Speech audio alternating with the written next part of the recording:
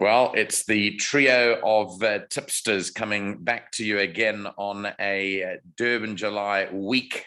It's just 4 days away. We're recording this on the Tuesday night before the Saturday, and two out of the three of us are heading down to Durban.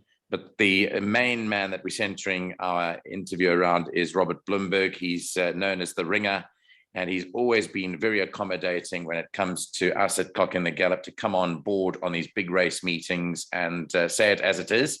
Robert, a warm welcome from myself. I know Neil's going to do his warm welcome to you too, but just welcome back after a sterling performance in the Cape Met this year. It was really, really stunning.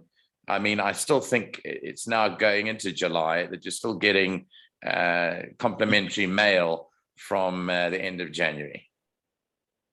Nico, thank you. Is that why you said warm welcome? Because that was the horse I tipped in the last race. Actually, I didn't even realize that. It must have been a Freudian slip. Yeah, it must have been a Freudian slip. Yeah. Look, I was hoping after winners like that and Clifftop at 14-1 that you wouldn't invite me back again. Because how do you top that? If Yes, yeah. So anyway, I'm here again, and we'll give it a go. Yeah, I'm glad you said that, because I was going to say you'll get a warm welcome, but if you don't tip as well, they'll push you off a cliff top. They might be doing me That's the nature of the game, isn't it? I mean, you're only as good as your last winner, but great to have you on board. And Nico, thanks for arranging it. I have to say, I have to be honest and say it's bitterly disappointing for me as a racing enthusiast that we continue to struggle to get sponsorship for Robert. I mean, he's an absolute legend. He's prepared to give us the time. We even got a name for the show, which is Through the Ringer. But, you know, there's some big players in this game, but I don't know. Nobody's particularly interested in coming to the party for independent thought. That seems to be the process. Everybody's very happy to pay for people to sing from the same hymn sheets. But anyway, that's my little gripe. But as we all know, Clock in the Gallop will continue to be independent. But, you know, Neil, what's interesting is, you know, with you guys and the work that you do, if you consider that the show that we did for the Met had, I think, if my memory serves me correctly, about 12,000 views. Yes. You would think if you get 1% of that, that's 120 new punters for some bookmaker outlet. And I would have thought that the likes of the Hollywoods and the Track and Balls and the Betfreds and the Keitho Bet Exchanges, etc., would want to come to the party for this kind of show if you know there's that type of interest and viewership.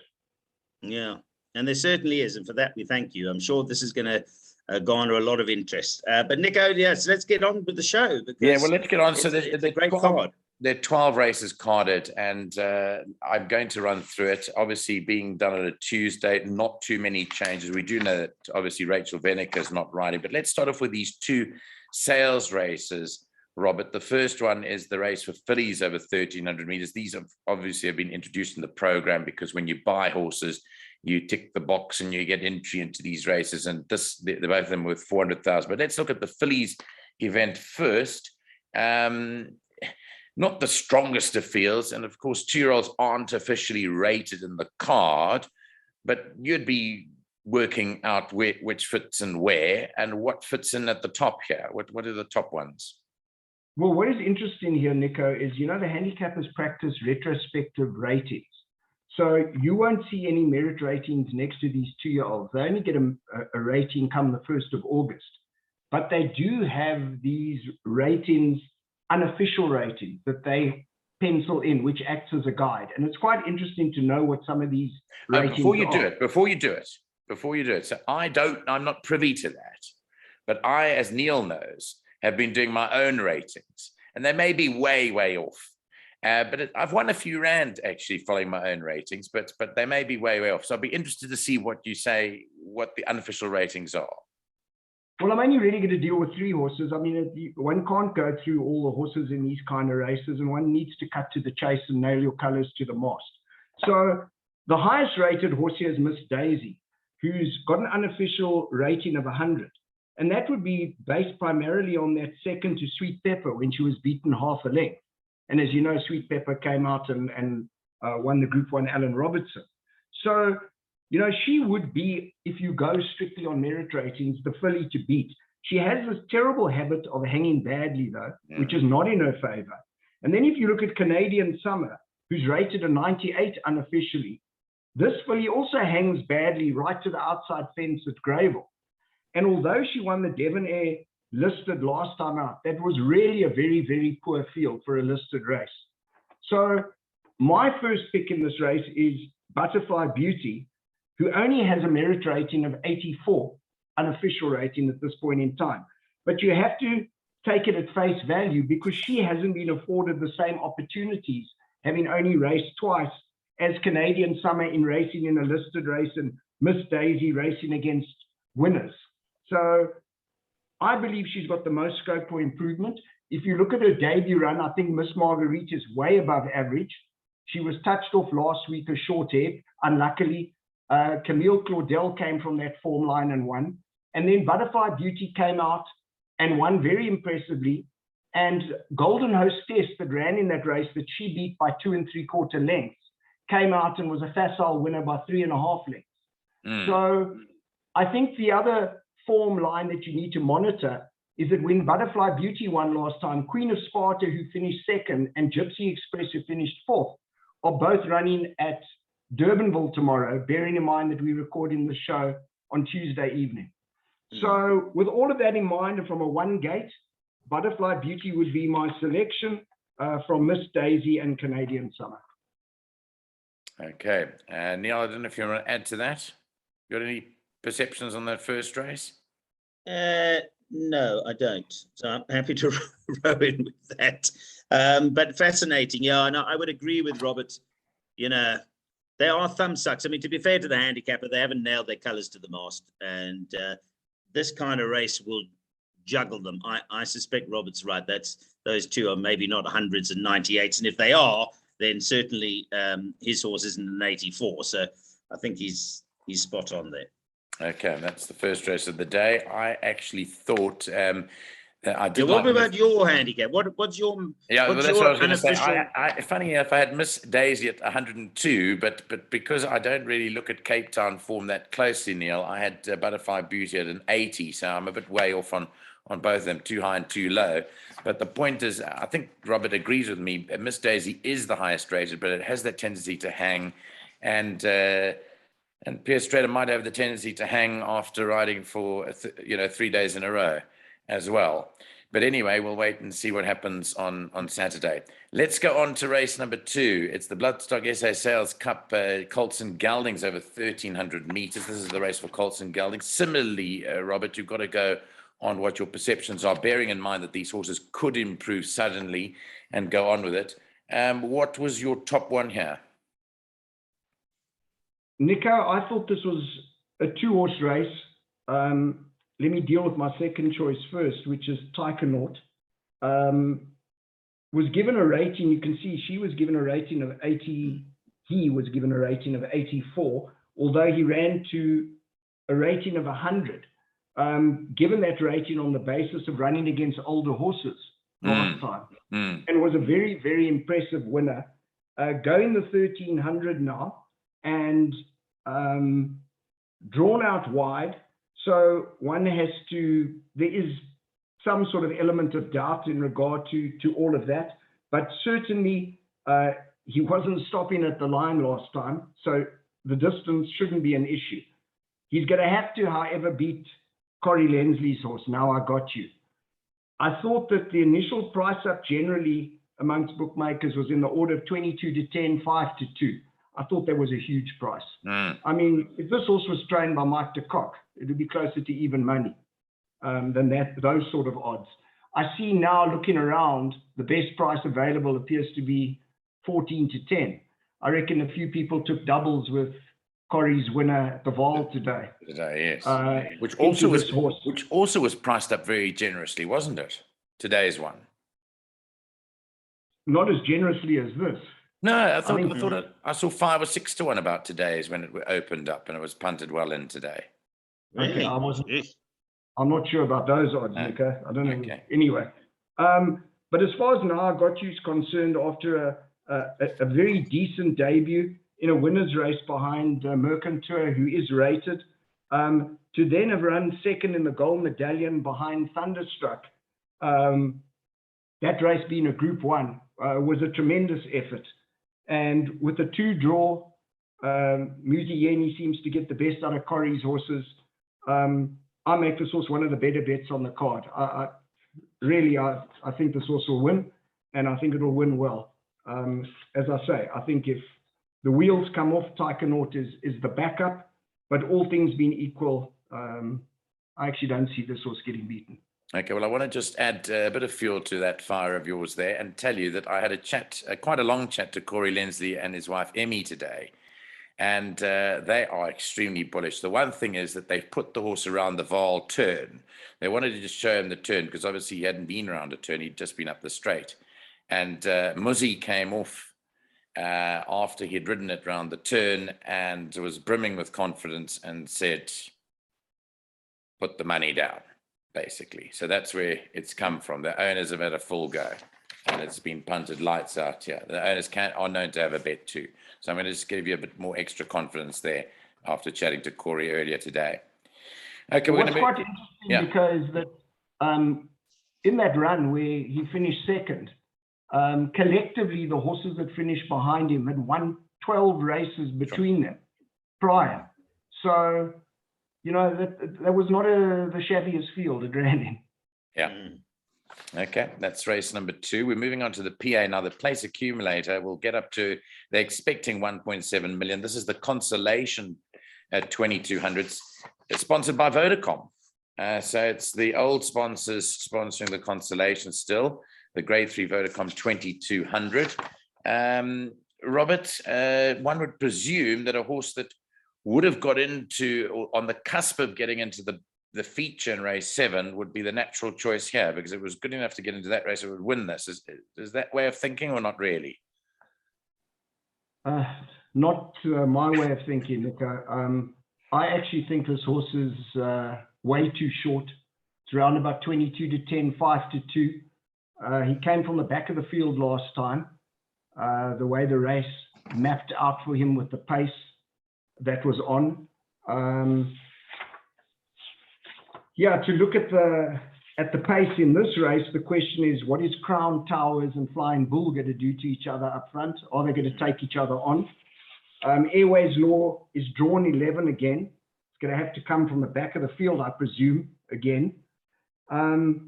But my biggest concern is that this horse was given 18 pounds for its last win, which is just massive. And to me, this is a horse to take on. I'm not saying he can't win. He's clearly a horse on the upgrade, but I would look to get this horse beaten. It certainly doesn't justify its current odds. Now, of course, you're going to ask me what's going to win the race.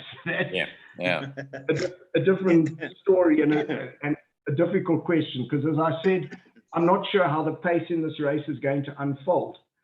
I will stick my neck out, and I'm going to go for Shango in this race on the basis that this horse won this race last year. And in fact, it took him until his last run in the Lonsdale to win again. So he tends to come well this time of the year. Sean Terry's very good in these staying races, in these kind of meetings. He's got excellent course form, 2 wins, a second and a fourth from 5 starts. There's not much between him and Flying Bull at the weights. He's 2 pounds worse off for a neck. So strictly speaking, Flying Bull should have his measure. But I just think that at current odds, round about 6 to 1, it's not a bad each way bet. A horse like One Way Traffic has got to come into the equation. But what concerns me about him is that I think he'd be better suited to a galloping track. The drop of 200 meters is not in his favor. I think he needs more ground rather than less ground. And with a wide draw, I'm not sure that he'll get there in time, but he certainly can't be discounted. So Shango would be my first choice from Flying Bull, and then a toss-up between Airways Law and One Way Traffic. But really, this is a race to load up in. There are quite a few races on this card where I believe you can go short. but this race isn't one of them. Neil, do you want to add to this?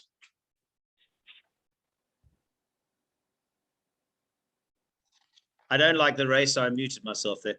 I don't like the race. I agree with Robert. Airways Law, he might prove me wrong, but if I was Sabine Plattner, I'd have the handicapper on speed dial. But don't worry, I'm going to save my handicapping comments for Monashada much later and what they've done to that. I think maybe they thought he ran at Royal Ascot. But anyway, we'll get on to that. So I'm with Robert. I'm shopping around for some value. The horse I liked is Super Silvano. I think he hasn't run at Greyville. I like what Brett Crawford's done. I just want to comment from Robert. He'll be probably more aware than I, although when I spoke to Brett Crawford a while back, maybe 2-3 months ago, and I phoned him. I don't often phone trainers, but I phoned him and I said to him, this is 3 months ago, I said, can Zapatalis win the July?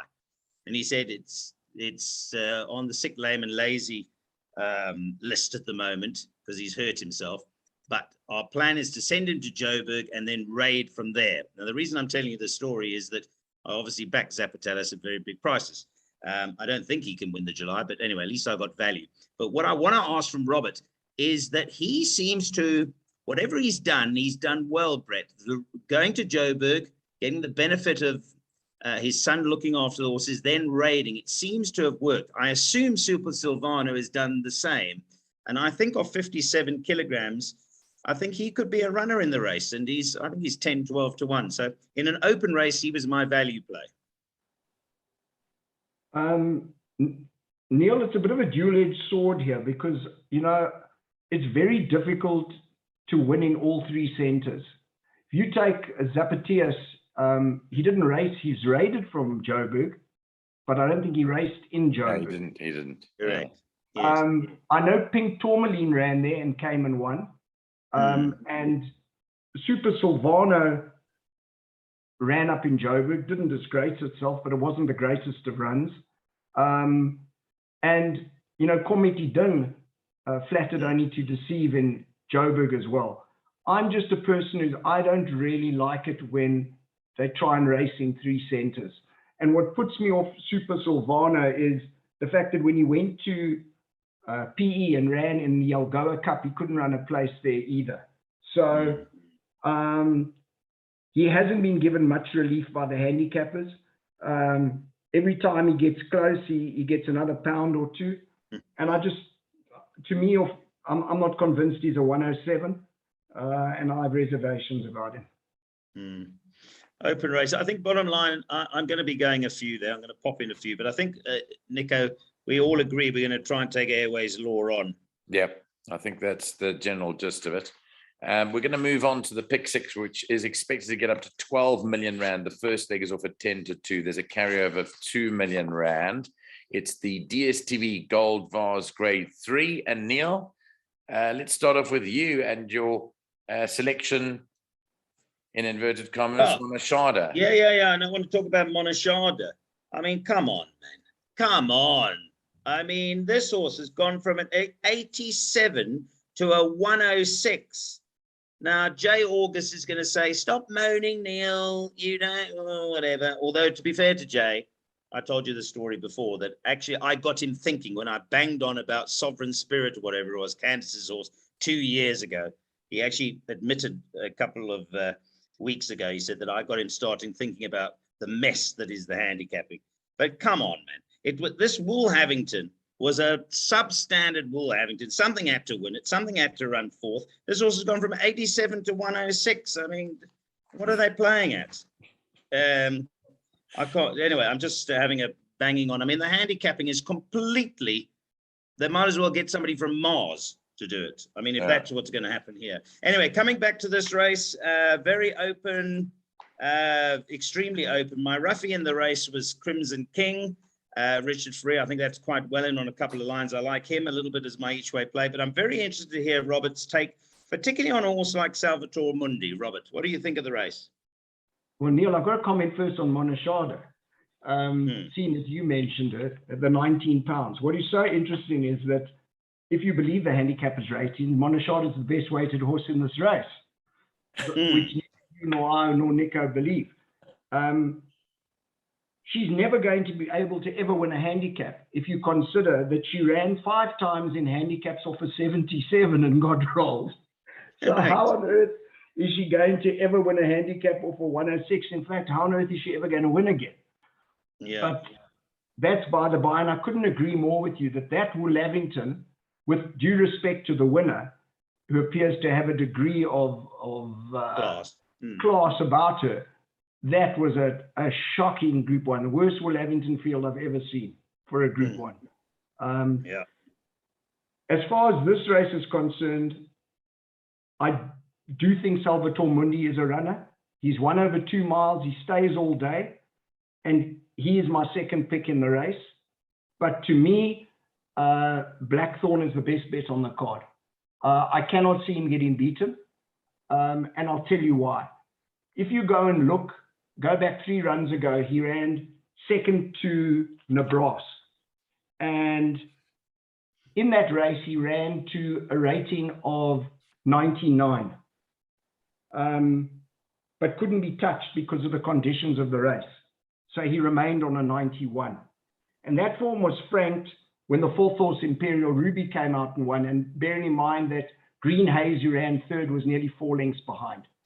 Blackthorn then followed up in the Gold Bowl and was beaten again by Nabros.